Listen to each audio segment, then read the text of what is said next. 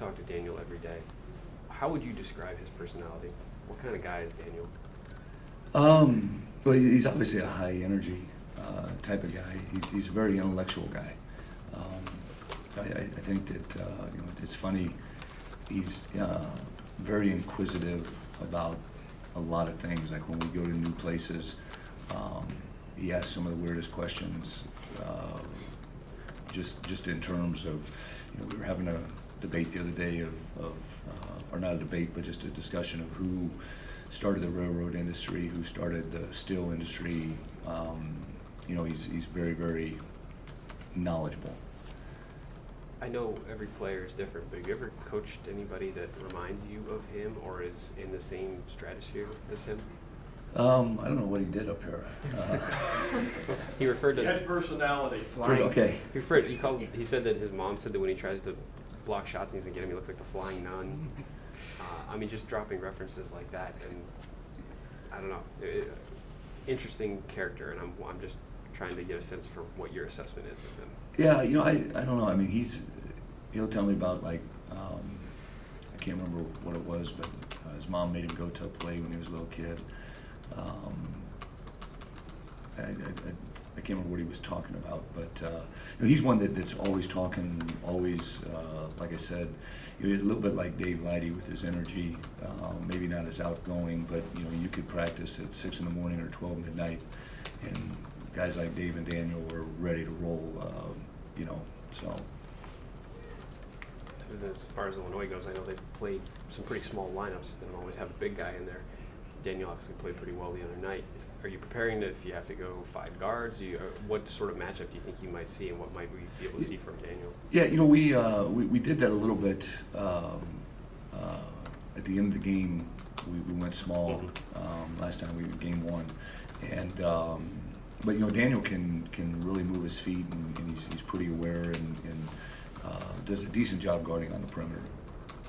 The 2 comedians that were up here before you, we're talking about you are pushing more buttons or trying to push more buttons, pulling out all the stops to get motivation, to get consistency. Is that accurate with this team this week? And are you getting the results, or are you still seeing a little bit of the, I don't want to say slumped shoulders, hangdog look? What's going on with this team? Well, I think that we have probably the last week and a half just been more doing a lot more. Usually at this time we're not as practicing as long, that sort of thing, but we have been competing as hard as we can compete. We've been fortunate because we've had a couple of late starts. Tomorrow night's a 9 o'clock start. Last week at Purdue was a 9 o'clock start, so you're not as concerned about the next day at 12 noon or whatever. It's crazy as it sounds, you're still learning this team because in a lot of ways with this team, every day is kind of day one. And I told them that there's not a lot of things I take for granted with this team. And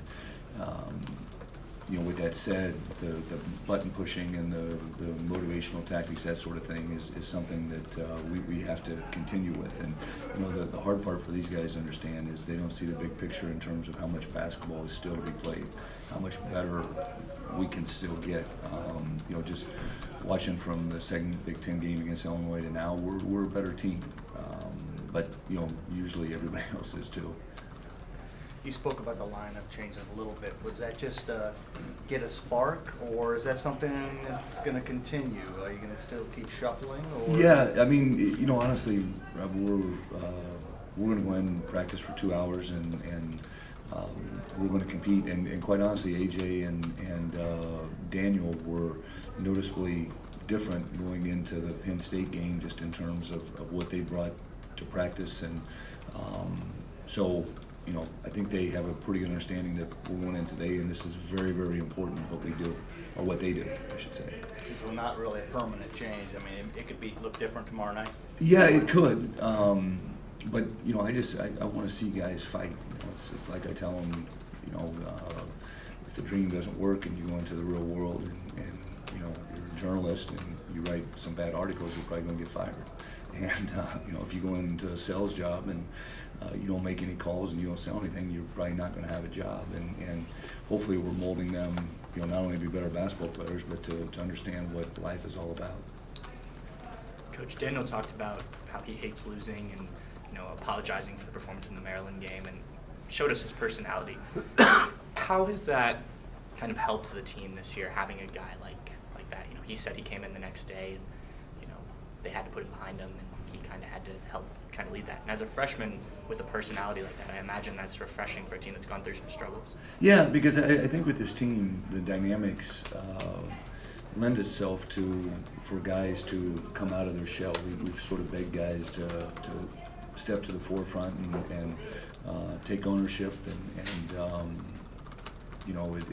when things go well, everybody runs to the front, and when things don't go well, normally human nature is they run and hide, and nobody wants to face the facts. But Daniel has been consistent in his effort, and is consistent in what he's given his basketball team.